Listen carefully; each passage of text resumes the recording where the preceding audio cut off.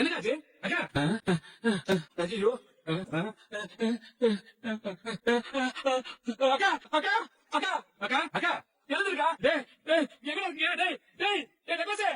தம்பி சிக்கன் பிரியாணி ஒரு 65 ஒரு பெப்பர் சிக்கன் அப்புறம் கொஞ்சம் ஒயிட் ரைஸ் ரசம் பாசம். தம்பி தம்பி என்ன தம்பி அசையாம உட்காந்துட்டு இருக்கீங்க? தம்பி என்னடா என்ன ஆர்டர் எடுத்துட்டீங்களா? சொல்லுங்கண்ணா. சரியா போச்சு போ. ஏன் தம்பி கண்ணால உட்காரவங்க நல்ல விவரமான ஆளா இருக்கணும்ல. எனக்கு சிக்கன் பிரியாணி வேணும், ஒரு 65 வேணும், பெப்பர் சிக்கன் வேணும், அது இதுன்னு சொல்லிட்டு இருக்கிறேன். நீங்க என்னமோ கண்ணை திறந்து வச்சுக்கிட்டு தூங்குற மாதிரி வேற ஒரு உலகத்துல இருக்கீங்களா? மன்னிச்சுங்க என்னன்னு சொல்லுங்க. 2 சிக்கன் பிரியாணி ஒரு 65 ஒரு பெப்பர் சிக்கன் கொஞ்சம் ஒயிட் ரைஸ் ரசம் 2 மீல்ஸ் பார்சல். ரசம் பாக்கெட் எக்ஸ்ட்ரா எவ்வளவு ஆச்சு? 1090 ரூபாய். கட் பண்றானே. என்ன பாயாசம் தெரியுதுல? திரும்ப திரும்ப கூப்பிட்டே இருப்பியா? இங்க வீட்டுல என்ன நடந்தது தெரியுமா உனக்கு?